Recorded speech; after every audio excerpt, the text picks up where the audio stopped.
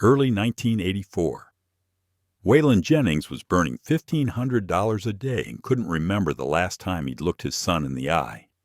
Then one night, Shooter sat down next to him with a coloring book. What happened in the next hour didn't just end an addiction that should have killed him. It exposed something most people never understand about why men destroy themselves in the first place. And what Waylon realized in that moment, the truth he'd been running from for years, is the reason this story doesn't end like most addiction stories do. Because Waylon didn't quit to save his career. He didn't quit because he got caught, or because someone gave him an ultimatum, or because he hit rock bottom. He quit because of 4 quiet words he thought while watching his son choose crayons. And those 4 words revealed the real cost of addiction that nobody talks about. Not the money, not the health. Something harder to see, but impossible to get back. By the end of this story, you'll understand why some men walk away from the thing that's killing them, and why most don't.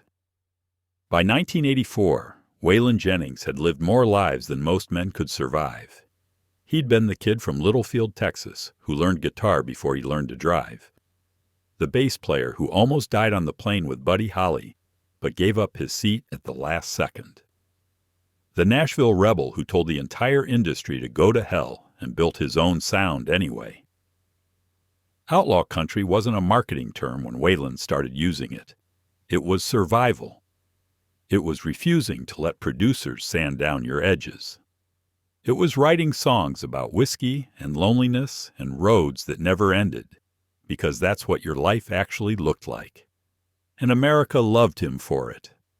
By the early 80s, Waylon was a household name. Duets with Willie Nelson, sold-out arenas, his voice on the Dukes of Hazzard every Friday night, money rolling in faster than he could count it.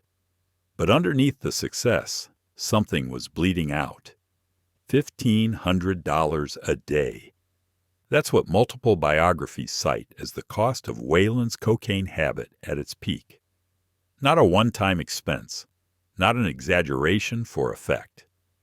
$1,500 burned through every single day just to feel normal. Do the math. That's over $500,000 a year. Gone. Not into investments or savings or building something that lasts. Into a high that never stayed and a need that never stopped growing. But here's what most people miss about addiction at that level. It's not about the money. Money's just the visible cost. The thing you can measure and point to and shake your head at. The real cost is invisible. It's the hours you spend planning the next fix instead of living your life. It's the relationships that hollow out while you convince yourself everything's fine. It's the moments with people you love that happen right in front of you while you're somewhere else entirely. And Waylon was somewhere else. He'd been somewhere else for years. Nashville in the 60s and 70s ran on amphetamines, little pills that kept you awake for 3-show days and all-night recording sessions, artificial energy for an industry that demanded more than the human body could give. Waylon had been taking them since the beginning. Everybody did. Wasn't a scandal. Wasn't even secret. It was just how you survived the machine. But by the early 80s, the pills weren't enough anymore. Cocaine became the new fuel. Faster, stronger, more expensive, more necessary. And Waylon's need for it grew until it consumed everything else. The turning point most people know about happened on August 23, 1977. DEA agents raided a Nashville recording studio where Waylon was working. They arrested him, made it public, put the outlaw image under a spotlight that suddenly felt too real. The charges were eventually dropped. Waylon walked away legally clean. But something changed that day. Not immediately, not dramatically. Just a small shift in how Waylon saw himself. Because getting arrested wasn't the wake-up call. It was the warning shot. It told him that the line between outlaw legend and actual criminal wasn't as clear as he'd thought. that the image he'd built, the rebel who played by his own rules, could turn into something he couldn't control. And once you see that, you can't unsee it.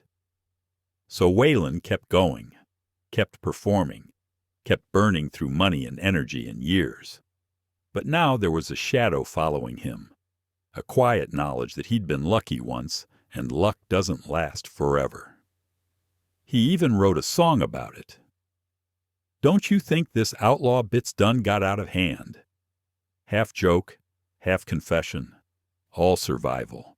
But here's the part nobody saw, the part that didn't make headlines or end up in interviews. Waylon was disappearing. Not from stages, not from records, from the people who actually mattered. Jessi Colter saw it first. Jessi wasn't a side character in Waylon's story. She was the foundation. The one person who stayed when staying was harder than leaving. The quiet witness to everything Waylon wouldn't say out loud. She watched him become a ghost in his own house, physically present but mentally gone. There for dinner but not tasting the food. In bed but not sleeping. In the room but not hearing what anyone said. She didn't lecture, didn't threaten, didn't give ultimatums that would force him to choose between her and the habit. She just stayed and carried the weight of being married to someone who was slowly erasing himself. And then there was Shooter, Waylon's son. Too young to understand what was happening. Too young to know that the distance he felt wasn't personal, that his father's distraction wasn't disinterest. Shooter would ask questions and Waylon would answer without hearing them, would tell stories and Waylon would nod without listening, would reach for his dad's attention and find someone who looked like his father but felt like a stranger. And the worst part, the part Waylon would later admit destroyed him more than anything else, was that he didn't even realize it was happening. Because that's what addiction does. It doesn't announce itself. It just slowly replaces your real life with a shadow version where everything looks the same, but nothing actually connects. You're there, but you're not there. And the people who love you learn to live with the ghost of who you used to be. Early 1984, exact date unknown. Waylon never specified. But the moment itself, he remembered every detail. Shooter sat down next to him, small hands gripping a coloring book and a box of crayons. No big announcement, no demand for attention, just a kid doing what kids do. He opened the book to a page, a simple drawing, trees, sky, sun, the kind of picture that doesn't matter to anyone except the person coloring it. And Waylon, for reasons he couldn't explain later, didn't get up, didn't make an excuse, didn't say he had somewhere else to be. He just sat there, watched Shooter choose green for the grass, blue for the sky, yellow for the sun, even though it was nighttime outside. Watched him press too hard on the red crayon and snap the tip. Watched him carefully try to stay inside the lines like it was the most important thing in the world. And something shifted.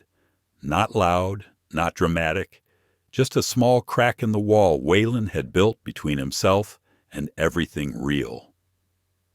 For the first time in years, he wasn't thinking about the next show. Wasn't calculating how much he needed to keep the edge off. Wasn't planning the next phone call or the next deal or the next lie. He was just there, with his son, watching him color. Shooter worked on that page for about an hour, maybe longer. Waylon later said it was the first time he'd been present enough to sit still that long. The first time in years he wasn't counting minutes or fighting the urge to move or chase or need. And somewhere in that hour, watching his son choose colors and fill in shapes, Waylon thought 4 words that would save his life. Well, this is it. Not a question, a fact. This was the line. The moment where he either chose to be a father or kept pretending he already was one. And he realized something that broke him and rebuilt him at the same time. He couldn't remember the last time he'd done this. Couldn't remember the last time he'd sat with Shooter and just been present. couldn't remember the last time he'd looked at his son and actually seen him instead of looking through him while his mind was somewhere else. All those moments, all those hours, all those days and weeks and months, gone. Not because he'd been on the road, not because he'd been working, but because even when he was home, even when he was sitting right next to his son, he'd been absent. And you can't buy those moments back, can't make up for them later, can't negotiate more chances. They're just gone. That's what Waylon saw in that moment. Not the money he'd burned, not the career damage, not the legal trouble or the health risks or any of the obvious costs. He saw the invisible cost, the one that's harder to measure but impossible to recover. Time, presence. The moments that turn into memories only if you're actually there when they happen. And he'd been trading those moments, hundreds of them, thousands of them, for a high that never lasted and a need that never stopped. Well, this is it. The line in the sand. The place where he either stopped or kept going until there was nothing left to trade. Waylon stood up, walked into the next room, found Jessi. 3 words. "I'm done." Jessi looked at him. She'd heard intentions before, heard promises that evaporated by morning, heard plans that sounded good until the withdrawal started and the resolve crumbled. But this was different. She saw it in his face, in the way his voice didn't waver, in the way he wasn't asking for permission or looking for validation. He was just stating a fact. So she didn't question it, didn't ask if he was sure, didn't try to manage his expectations or prepare for disappointment. She just took what remained and disposed of it. No ceremony, no debate, just elimination. And Waylon let her. Because the decision wasn't about willpower or strength or proving something. It was about seeing clearly for the first time in years. And once you see it, you can't unsee it. You either act or you don't. There's no middle ground. April 1984, somewhere outside Phoenix, Arizona. Waylon went to ground for 30 days. Self-imposed isolation. No shows, no interviews, no public appearances. Just him and Jessi and the long, brutal work of quitting cold turkey. Most people don't understand what that phrase actually means. They hear cold turkey and think of it like flipping a switch. You decide to stop. You stop. It's done. But quitting something your body has rewritten itself to need isn't a decision. It's a siege. Your hands shake without reason. Your body sweats through sheets in the middle of the night. Your mind plays tricks, convinces you that you're dying even though you're not. Every nerve screams that you made a mistake, that you can't survive this, that one more time won't hurt. And you have to sit there, in that discomfort, in that fear, in that physical revolt against the choice you made, and not pick up. Day after day after day. Waylon didn't make phone calls, didn't reach out to dealers, didn't negotiate with himself about just a little to take the edge off. He just endured, and Jessi stayed beside him, not to supervise, not to punish, not to make sure he didn't slip, just to be there, to remind him that he wasn't alone, even when it felt like the walls were closing in, even when the withdrawal made him someone she barely recognized, even when it would have been easier to walk away and let him figure it out himself. She stayed 30 days. That's how long it took for Waylon's body to stop demanding what it had been trained to crave. And on the other side of those 30 days, Waylon emerged different. Not healed, not perfect, not fixed, just present. People asked him later why he quit. What changed? What made 1984 different from all the years before when he'd known it was bad, but kept going anyway? Waylon's answer was always simple, direct, unadorned by the kind of dramatic redemption narrative people wanted to hear. He wanted to see Shooter grow up, not watch from a distance, not half present while his mind chased the next high. Not there in body, but gone in every way that mattered. Actually there, actually present, actually able to remember it. In a 1988 interview, Waylon said it plainly. He quit because he wanted to be alive and conscious for his son's life. Not just surviving, not just existing, actually participating. Because that's the thing about addiction that people who've never been through it don't understand. It doesn't just take your money or your health or your career. It takes your time. And time is the only thing you can't earn back. Every moment Waylon spent chasing cocaine or managing withdrawal or planning the next fix was a moment he wasn't spending being a father, being a husband, being present in his own life. And those moments don't pause. Don't wait for you to get your act together.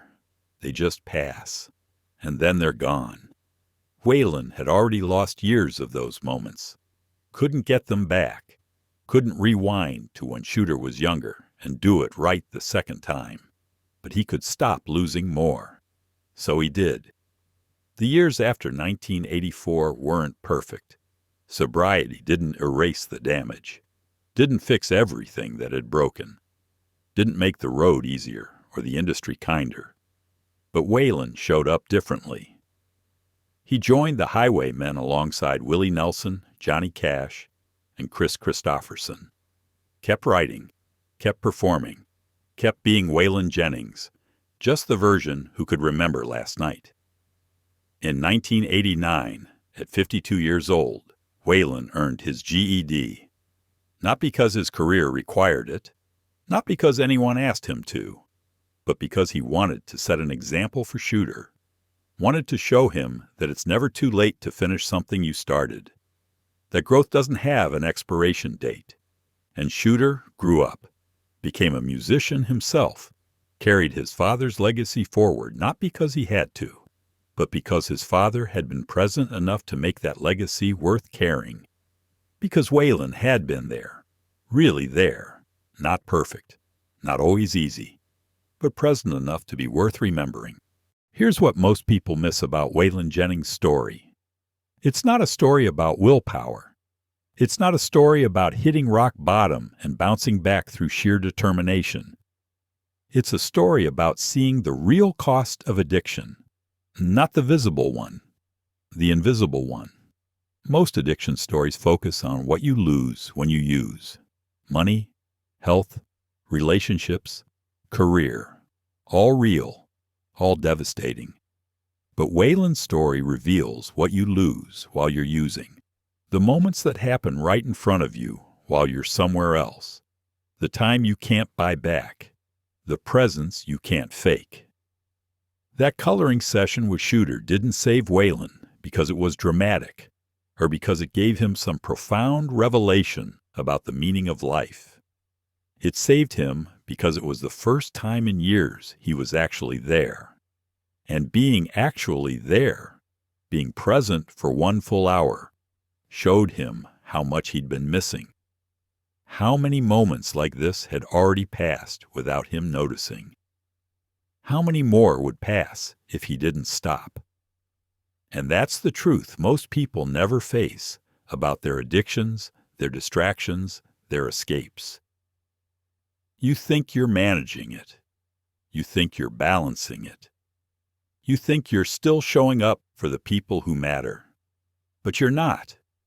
You're there in body, but you're gone in every way that actually counts. And the people who love you learn to live with your absence while pretending you're still present. Until one day, if you're lucky, something breaks through. Something small.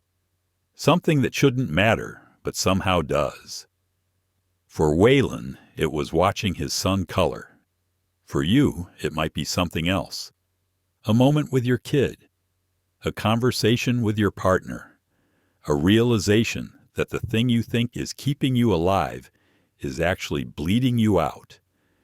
And in that moment, you have a choice. You can keep going. Keep pretending it's fine. Keep trading real moments for artificial ones until there's nothing real left. Or you can do what Waylon did. Look at it clearly, see what it's actually costing you, and walk away before you've lost everything that matters. Waylon didn't quit because the world demanded it. He quit because one small moment with his son showed him what he'd been trading away. And he chose to come back. Not for applause, not for redemption, not for forgiveness or headlines or the approval of people who'd never understand what it took. For Shooter, for Jessi, for himself. For the quiet, unremarkable moments that turn out to be the only ones that matter when everything else is gone. That's why this story matters.